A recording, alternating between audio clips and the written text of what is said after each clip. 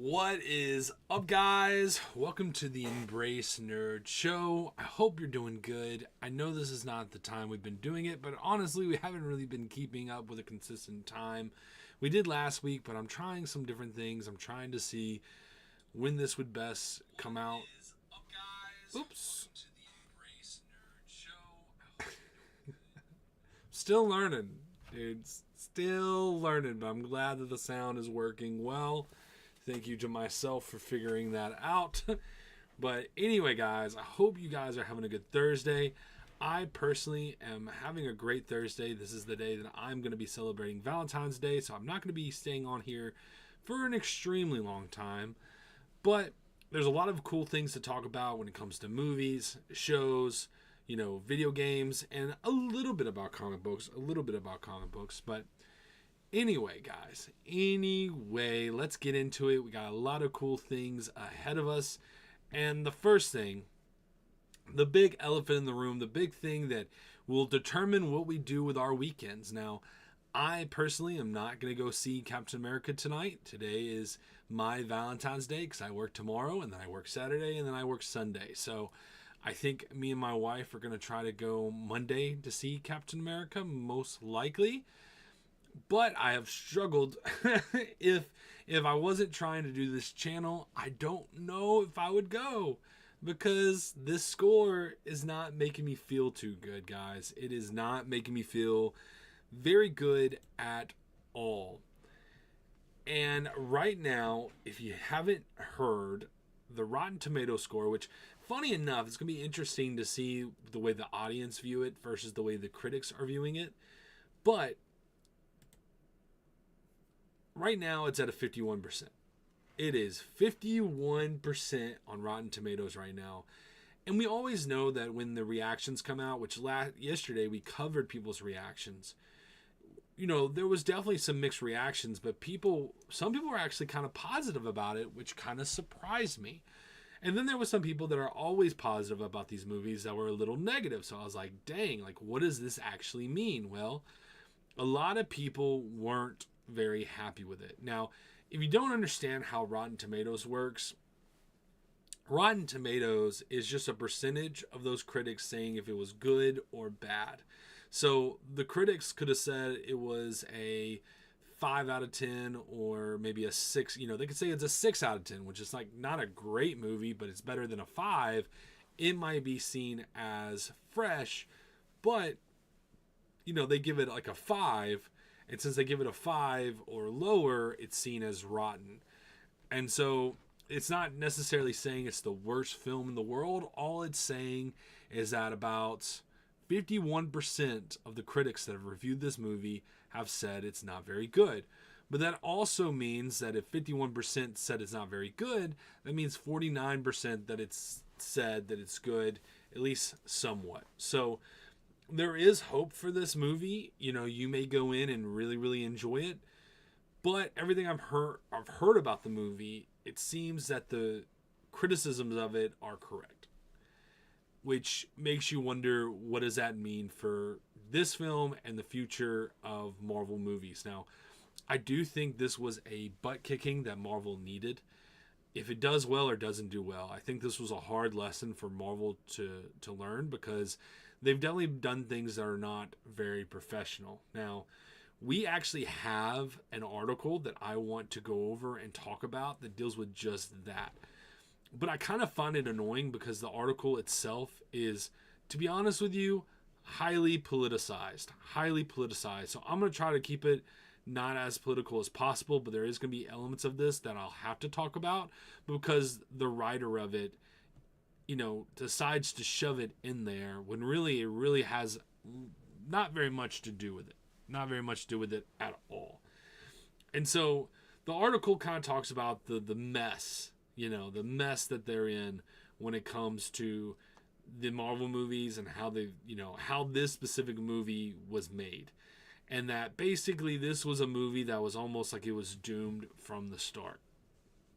And so we're going to get into it a little bit, But like I said, I'm going to try to avoid certain things, but then there's certain elements of it we're just going to have to talk about, and then we'll just quickly move on from, because I know that not all of us just want to sit around. And especially when we're talking about Captain America, we're talking about movies, we don't want to, and this is a thing for journalists too, guys. You know, we get the write things about movies, and maybe you want to work for CNN, or maybe you want to work for some of this stuff, but we don't really want to hear about your politics when it comes to these movies. We just want to hear about the movie. A lot of things this author wrote in here, this journalist wrote in here about why he thought the movie would do bad politically, has nothing to do with the movie. He even says that the Red Hulk, and he even writes Red Hulk, but then he says that it looks like an orange. You know, he's painted orange to try to make it a connection to Trump. And it's like, dude, like, what are you talking about? What are you talking about? It has nothing to do with any of this. But anyway, that said, some people came out that worked on the movie and said, hey, we knew that this was going to have some issues. And not only about the director, but how they were constantly changing things. Like, are we going to have the Serpent Society leader as a villain in the movie or not? They would go and say, yes, we're going to. And then they would go, no, we're not going to. And so they were constantly changing their decisions, constantly changing what they wanted from the movie. And let me see if I can find specifically one of the things that he talks about. That's getting all the politics. We're going to avoid all that. Yeah, they were saying that Harrison Ford was really hard to work with, which, you know, love the dude, but yeah, no surprise, Harrison Ford is hard to work with. We've all known this. This is not a secret. And it says, compounding matters, Ford, now 82, lived up to his reputation as a legendary curmudgeon on set, according to the source, making matters more difficult for Ona, an acclaimed independent filmmaker, but one, like so many hired by Marvel, with zero experience directing within the trappings of a 9-figure budget. Marvel and Ona declined to comment. A representative for Ford did not respond to Vulture's request for comment. Which, yeah, why would he? He wouldn't want to say that he was hard to work with. So a source close to the production said that there is no truth to allegations that Ford's behavior was unusually challenging. So was he challenging? Was he not? Did that affect the reshoots? Maybe it did. Maybe it did. You know, and here's what gets interesting, because they acted like the reshoots weren't that big of a deal. Clearly they were. Clearly they were. They're talking about how they reshot for like 22 days. 22 days, guys. I worked on the reshoots. I think everyone on the crew knew this is probably not going to be a good film. Some of the action sequences were not believable. We had a lot of frustrations on set. After principal photography was finished, it was like, oh, we're going to introduce the leader of the Serpent Society. It was on then and it was off. Then it was on again. That's very expensive to do, which goes into the whole, this only cost $180 million. How do we really believe that? Like, how do we really believe that it only cost $180 million? I personally am finding that a little hard to believe. You know, that was a big report, the Hollywood Reporter, you know, that they were saying that the other, you know, budget was a lie. I think we're going to come out and find out that that other budget was probably actually factual, because I don't see how you film all these things, change or constantly changing stuff. That's hard on the people that are doing all the special effects with the CGI and stuff. You have to plan those things out to make sure that those things look really good. And if you don't, you're talking about paying guys overtime to make sure that the new ideas you have look good. So that's, you know, it is expensive. It's expensive to do all that. And then you're paying all the people on set to stay, all your production. My coworkers who spent more time on Brave New World than I did said, yeah, this has been a really rough production. Let's see if there's certain things that I want to point out. Here's him talking about politics again. Let's try to avoid that. But they were talking about how there's a divided fan base. And yes, there is a divided fan base, and some of it has been the fault of Marvel. Marvel's definitely done things that have warded off a lot of people because they just don't want to participate or deal with some of the nonsense. This part I have to call out, though, because this is just silly. the journalist that wrote this is just a silly person. I feel like people are people are conspiracy theorists. Some people think the original title, "The New World Order," means Jews run the world, and now there's a war going on. It's like all these things that were not predicted when Cat 4 was given the production green light were coming to fruition. Trump, the war in Gaza, the tension in America right now. Now, I'm going to split some of that up, okay? This is the only political part we're really going to talk about, okay? Now, am I saying that there's some losers that thought that New World Order meant Jews run the world? I'm sure there was. I'm sure there's some losers out there that personally thought that, okay? But if we're being honest, okay? If we're being honest, unlike this journalist, okay? You have the Klaus Schwabs and all those people that get together, you know, these elite people get together at the World Economic Forum, and they're constantly talking about how they want to subject people to their new world order, okay? And this is not me saying conspiracy things. This is what they say when they're there, and they talk about things that the average person would not want to have to deal with for their daily lives, okay?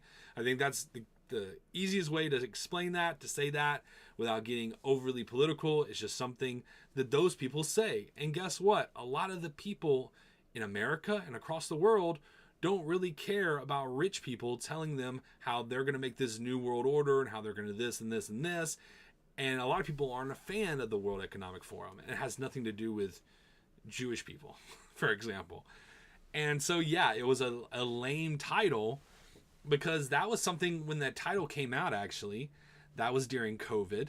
That was during that book. I actually have the book. I have Klaus Schwab's book right here. The Great Reset, okay? Where he talks about the New World Order, where you will own nothing and you will be happy, okay? That's why people were annoyed with the New World Order title. That's why it was a bad title, because there's losers like this who believe in weird things that are really rich and powerful that talk about weird stuff.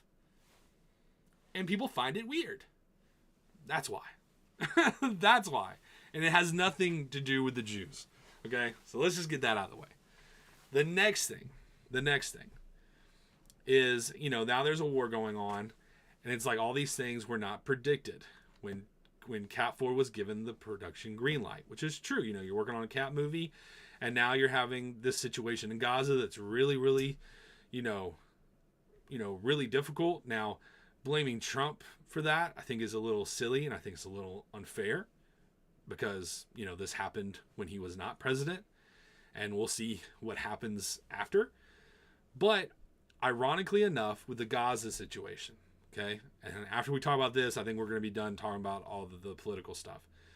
Ironically enough, I was on Twitter yesterday, and I'm going through someone who had like a fan account of, you know, Anthony Mackie's version of Captain America, Sam Wilson, Captain America.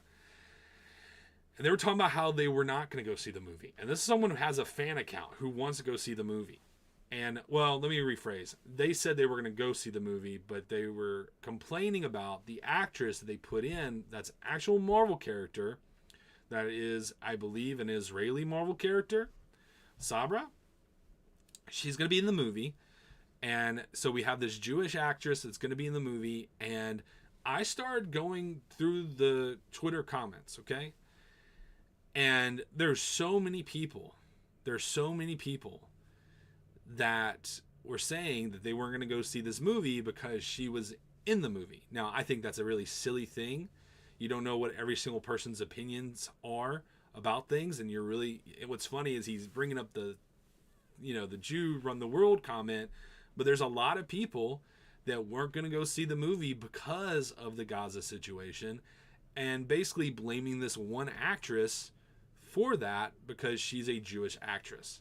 So I think that's a little unfair. I think that's a little silly, but there are people, funny enough, you know, for this journalist to make this political, there are people who won't see this movie because of politics, and I promise you, it's not the right-leaning side that's not going to see this movie necessarily over politics unless you're extremely, extremely preachy, like, you know, and choosing preachiness and message over the actual story that you're presenting.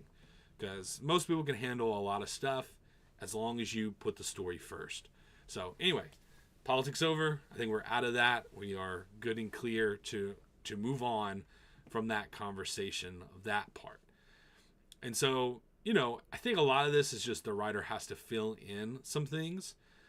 But let me get past all this. Oh, it does talk about Harrison Ford's plane crash. And I totally forgot that was kind of maybe dealing during the time from, filming this movie. Wow, okay.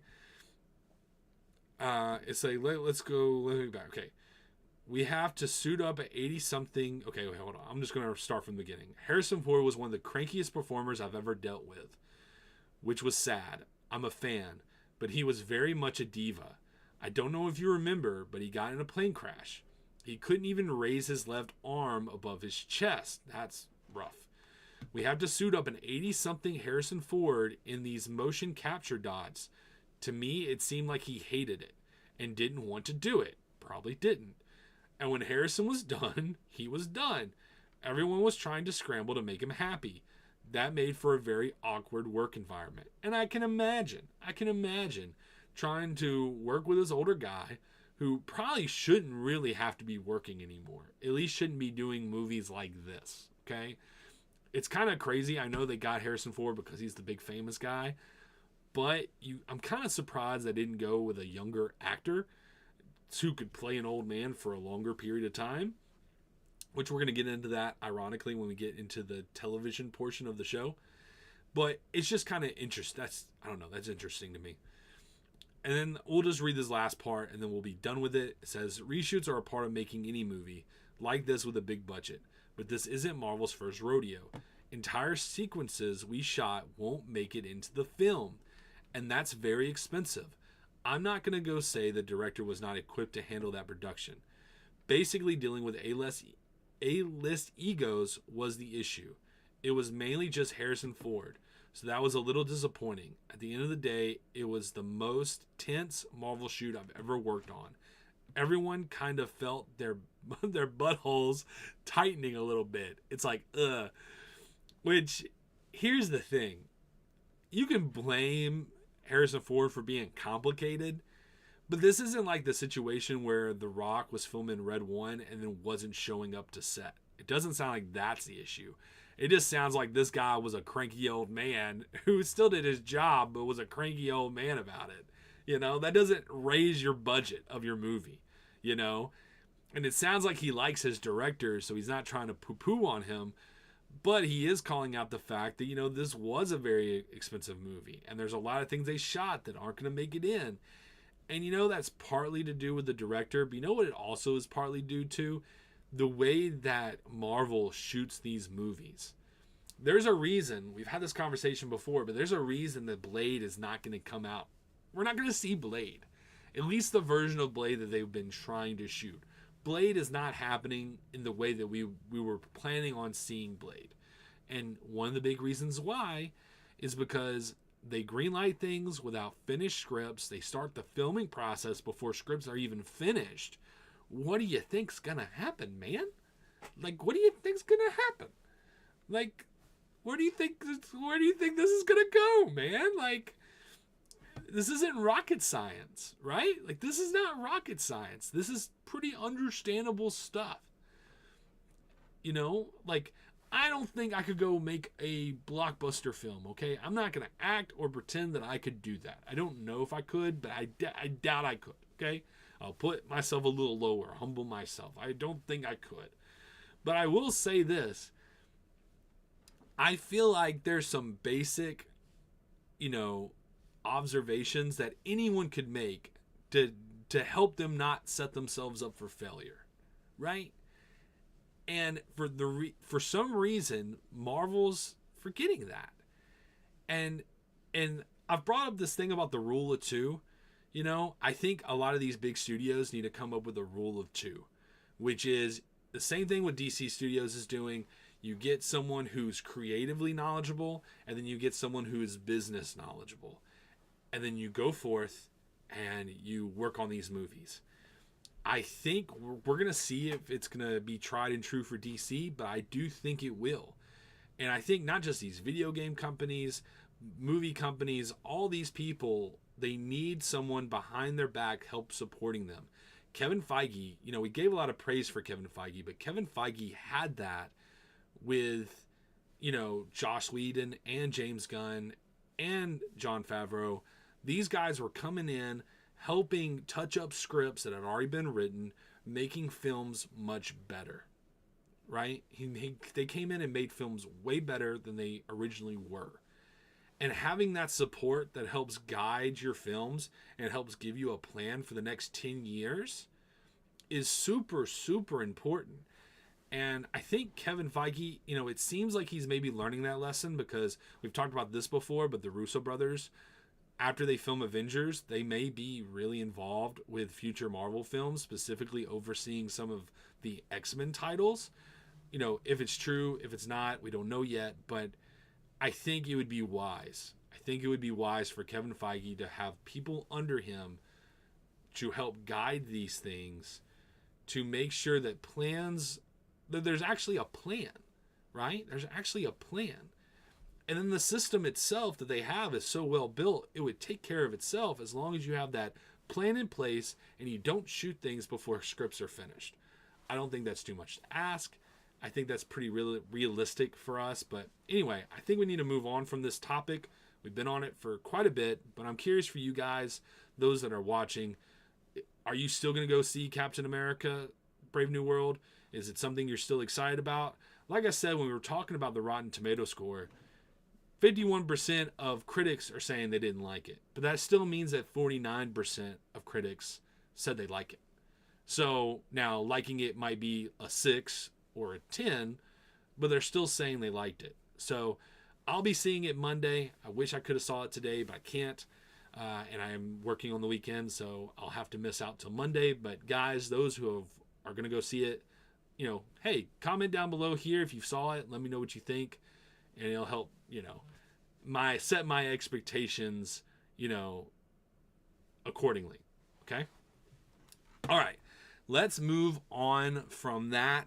And the only movie news I'm going to bring up that's beside the Captain America thing is, I don't know if y'all saw the Accountant 2 trailer, but it's stinking awesome, and I'm very excited for it. I can't believe we've had to wait this long for an Accountant 2, but I'm really excited about it. And so if you haven't seen that trailer, I thought about reacting to it, and I didn't. I probably should have. But I don't know if y'all were fans of the original Accountant with Ben Affleck, but really, really cool looking. The sequel looks really good, a lot of fun. Maybe too long of a trailer, but it looks a lot of fun, and I'm excited to see that. I think it's coming out in April. So anyway, let me know what you guys think about that. All right, guys, let's get into some TV news. Okay. Now, I was shocked by this. Because, when you're thinking about who you're going to cast in a Harry Potter show, you're usually not thinking about an American dude, right? Like, you're usually thinking you're going to cast British actors. Well, it seems that they're looking at John Lithgow to play Dumbledore, which is super interesting. Super interesting. It says, our beloved actor, and this is coming from Deadline, it says, our beloved actor is poised to play a beloved Harry Potter character. 6-time Emmy winner John Lithgow is in the final negotiations to portray Professor Albus Dumbledore in HBO's high-profile series adaptation of the hugely popular fantasy books, sources tell Deadline. Now, I just want to get into, there's one other actor that I think could have done a really good job. But sadly, and I just want to wish well wishes to him if I can find the part where it talks about it. Let's see if I can find it. Well, I'll start to explain. I don't see where the actor is right now, but there was an actor who was going to do this role, it looked like. And sadly, his wife passed away. And so because of his wife passing away, he chose to step away and to not do it. So I just want to wish well wishes for that person. I know that has to be really hard to lose, the person you love very dearly, the love of your life. So, well wishes to you. I'm sorry for your loss. I know that's really hard. So, but what do we think about John Lithgow playing Dumbledore? Do you feel like that would actually work? Do you think it fits with the character? I'm very curious to hear your thoughts on that. I mean, I've never heard him do a British accent, and Americans have always been told that they have horrible British accents, right? So I don't really know. I don't know. I've never heard John Lithgow do a British accent, so I'm definitely going to need to listen to it and see how it sounds. I know they said something about his age being a factor. I don't see it in the article, but they were saying that, he's a certain age and, these shows take a while to film. I mean, this could be, if they do this, it would probably be 7 to 8 seasons, right? Right? A season per book. So how long things take now? If it takes 2 years to film every season, hopefully it wouldn't do that. Hopefully they'll plan this out and they'll just keep shooting and then they'll get it out every year. Hopefully we don't have to wait super long like we've done before. But I don't know. I don't know. But I think he'll be good. I mean, I'm open to it. And he's open to it. That's all that matters. It'll be interesting. I don't know if I've ever seen John Lithgow have a beard. I want to see the dude with a beard. That's going to be kind of interesting. But anyway, guys, let me know what you think in the comments down below. Or if you join the chat at a certain time, let me know what you think there. Okay, guys. On to our next story. And this one I won't be on for very long, but this is just for you guys that are fans of Rings of Power. I am not. Me and my wife, before she was my wife, we got and watched the Rings of Power, the very first 2 episodes, and it made me so tired that I went to bed. I took a nap, and I had just woke up.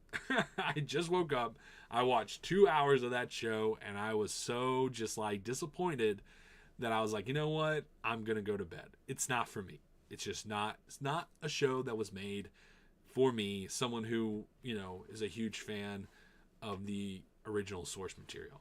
So, but for you guys that are really big fans of Rings of Power, good news, you're going to be getting a season 3, and it's kind of open a question for me of how well is the show actually doing, because I knew that they had, no matter what, they had to make 2 seasons of the show. And maybe because it's Amazon's most expensive show, they don't want to claim the show to be a failure. Because everything I've heard, the viewership numbers are not very high and are definitely not suitable for something that costs this much to make.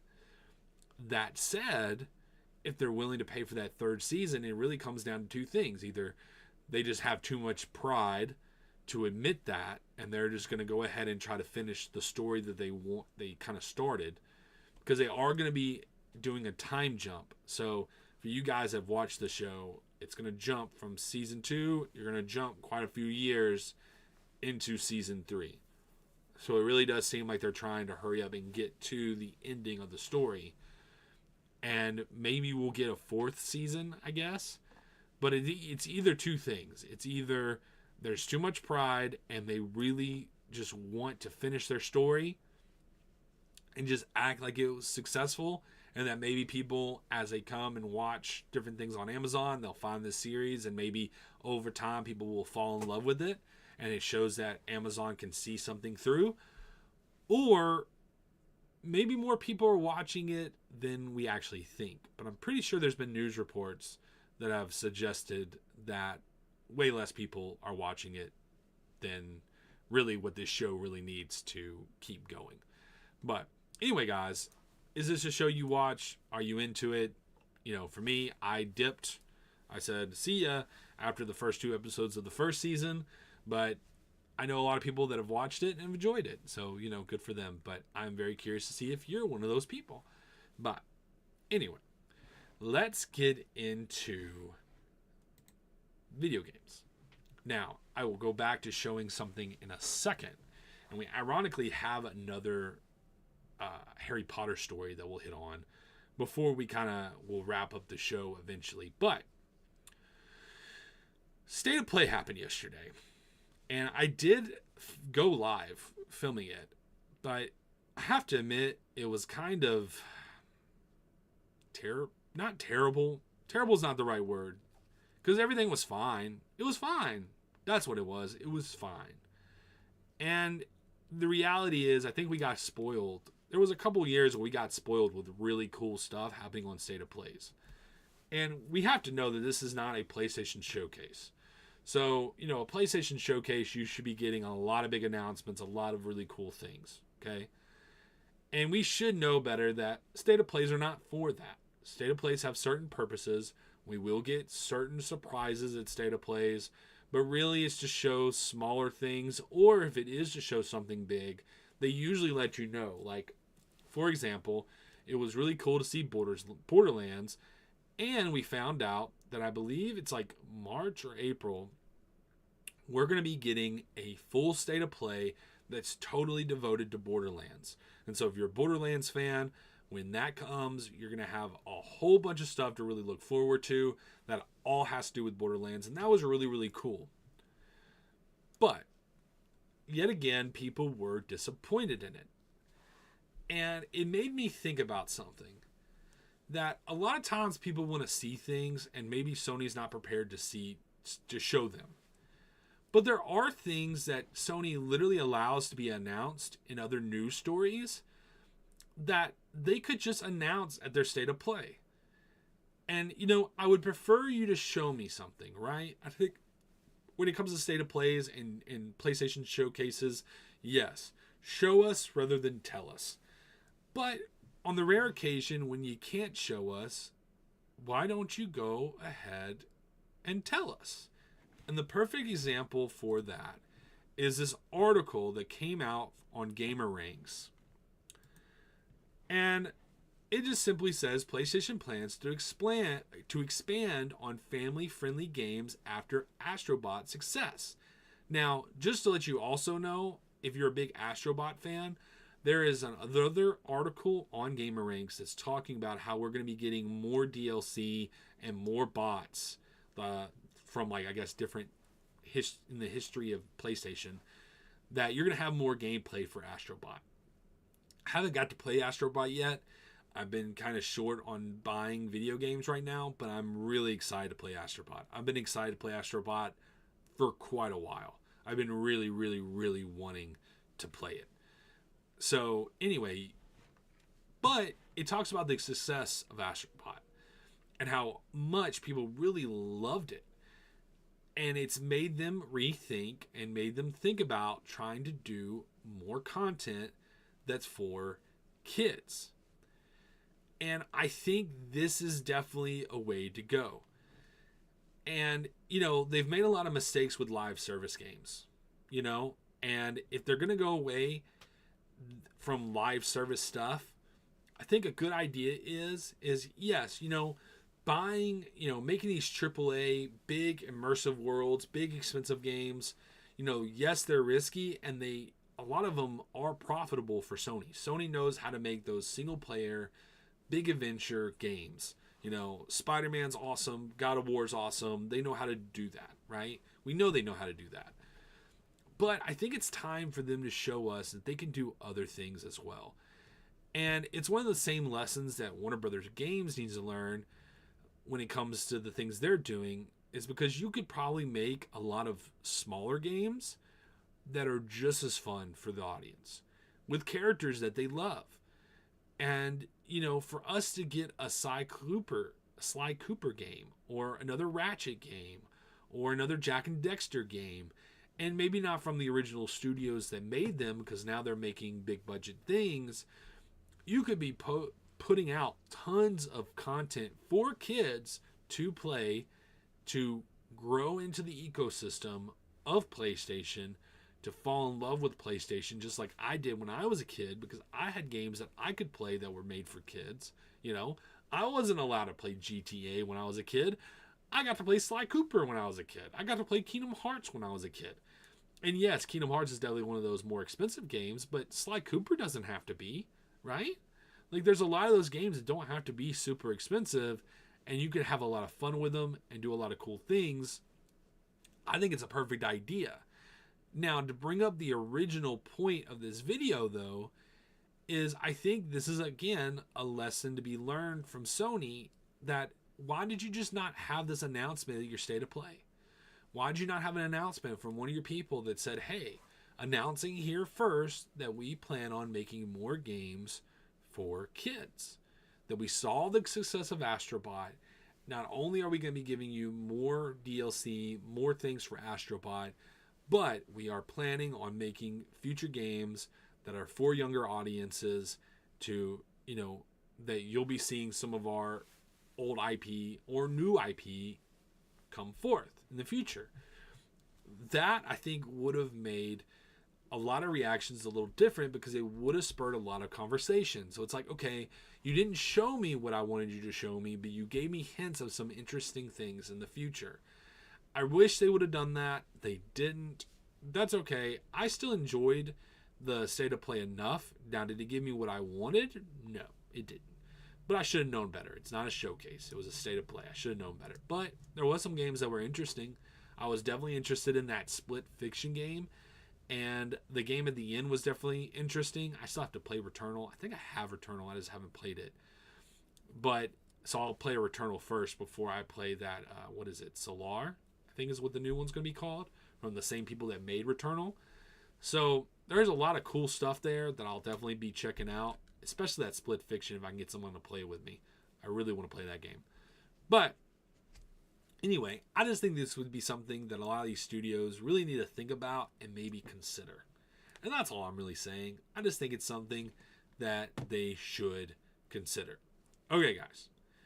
On to the next video game topic. And this I just want to poo-poo on because I just think it's silly. It's the same thing with the other article where the writer's kind of blaming Trump for if Captain America Brave New World fails or not.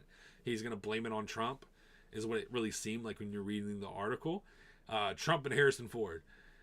But this person is just silly. And I want to squash this. I know little old me is not going to be able to squash this, but I want to squash this because it's such a silly thing. Now, if you guys remember when Hogwarts Legacy came out, people acted like this thing was going to just bomb because J.K. Rowling is such a bad person and she, no one's going to play a game because of her. Even though they love Harry Potter, they're not going to play the game because of her. And then the game came out. And then it was successful.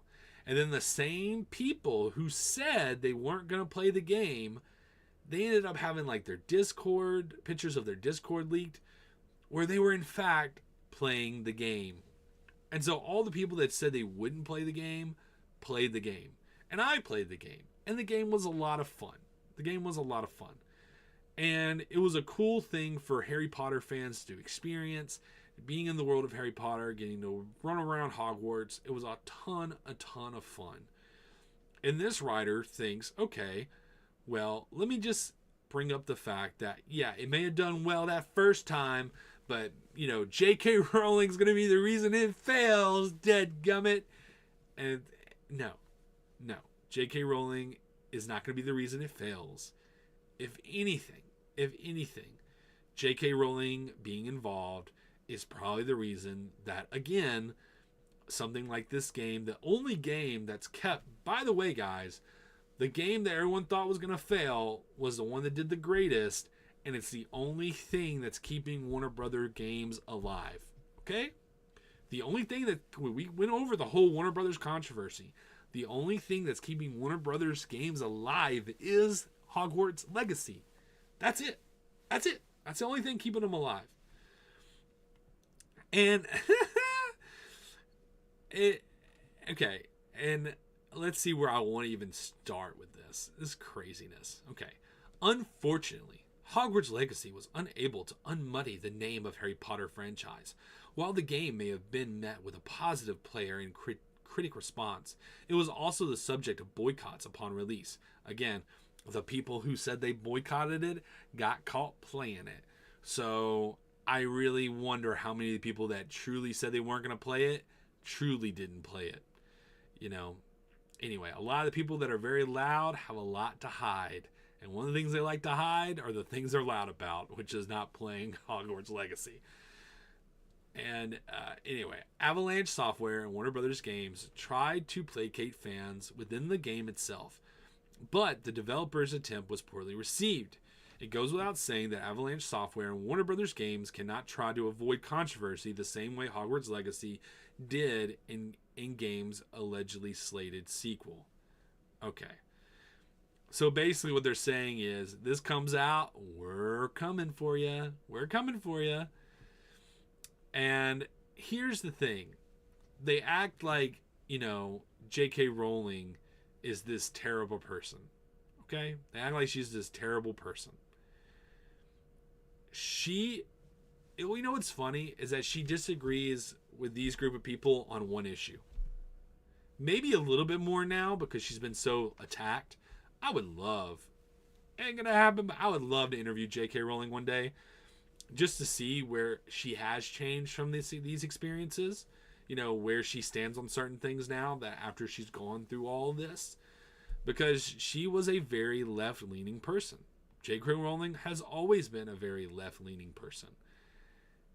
And because she believes, I think, at least especially now, in just the fundamentals of free speech, for example, and that she believes that, actually I think she believes in certain rights that people should have that may want to transition, okay?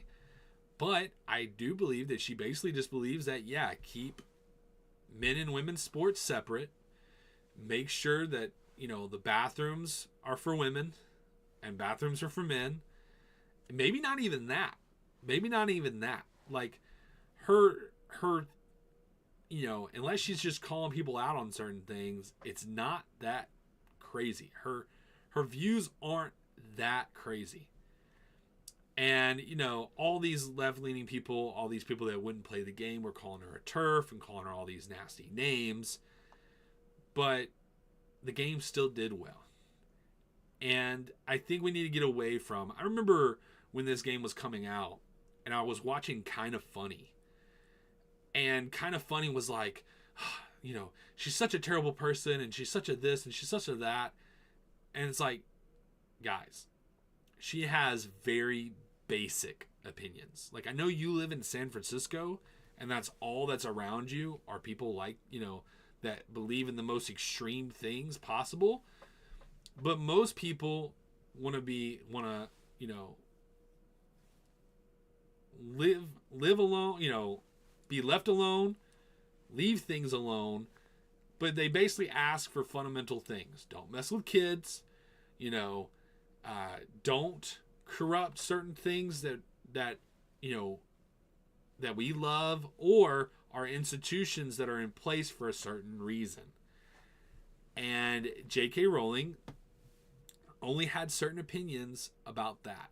Nothing more, nothing less. And you have to understand too, she greenlights everything she does. So for example, this character, the character who's basically over the bar, that I believe was a trans character, she agreed to that. She had to agree to that. So clearly her views, because from my understanding, she has to greenlight everything. Like everything.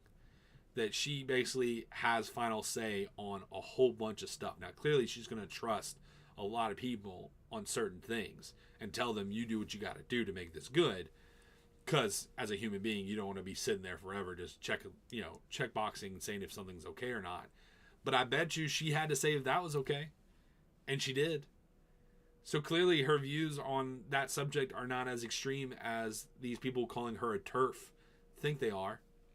So anyway, I just think it's silly. I want us to get past this thing that's holding us back from having things that we enjoy, and stop making everything so political.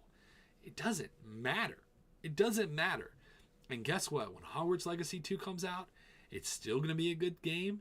It's, it's going to have things in it that I may disagree with it. And funny enough, the people that are complaining about it, saying they're not going to buy it again, even though they bought it last time, they're still going to play it, and it's going to be things they agree with. So what does it matter? Just chill. Just chill. But anyway, I'll be very excited to see Hogwarts Legacy 2, because we need another game to do well for Warner Brothers, so Warner Brothers can survive. So I'll be very excited to see it. What about you guys? Did you play Hogwarts Legacy? Were you a fan of Hogwarts Legacy? Let me know in the comments down below. Okay, guys. Now, let's get into some comic books. And I have to admit, I haven't got to read too much. There was a story I was going to cover, but I already thought that this show was a little too political already with Hogwarts Legacy news from this article that I wanted to cover and from the Captain America stuff. So I didn't really want to cover another controversial topic. And I haven't sadly got to read too much right now. I've gotten to read the Aquaman comic, which was fantastic. I really, really enjoyed that. I read that last night, yeah, and that was really good. And so I would recommend Aquaman issue 2. But I really haven't got to read anything else. I started to kind of skim over and read a little bit of the Absolute Batman, which I'm really excited for as well. I'm sure that's going to be good. I've enjoyed the other issues of Absolute Batman, but I haven't got to read too much else. I want to read the second issue of Cruel Kingdom. There's a couple other indie stories that I'm excited to check out, but I'm more so interested in you guys. If you watch this video later, what did you read? What did you check out? What are you interested in? Are you big comic book readers in general? But what was something that you read that you really, really enjoyed? I would love to hear it in the comments down below. But anyway, guys, this will be a little bit of a short one, because sometimes we go about an hour, but yesterday's was short. This one was short as well. I'm going to try to find a perfect time to do this show. I don't know what that time is going to be yet, because I think what I'm going to do is I'll film it, then I'll clip it, and then I'll post the smaller clips throughout the day. So maybe it needs to be done a lot earlier. I'm going to be trying to figure out the exact time, because I was going to do that 6 a.m., but that just didn't seem to be really working. And I know I have to build it, but it just didn't seem like nobody that watches my channel are on during that time. And I just think this would be fun doing live. So anyway, guys, let me know what you guys think down below. Is this long form something you're enjoying? Or do you prefer just hearing certain small topics and watching something this long is not really for you? I would love to hear your thoughts. But anyway, guys, I hope you have a great Valentine's Day. I hope that you find yourself a Valentine, that you get to celebrate, eat some chocolate, and if not, just eat some chocolate anyway, and just have a guy's time, or whatever you want to call it, a Galentine's time. Just hang out together, have fun, enjoy your weekend. But anyway, guys, no matter what, wherever you're going, whatever you're doing, I hope you're having a good one. Peace. Let's see.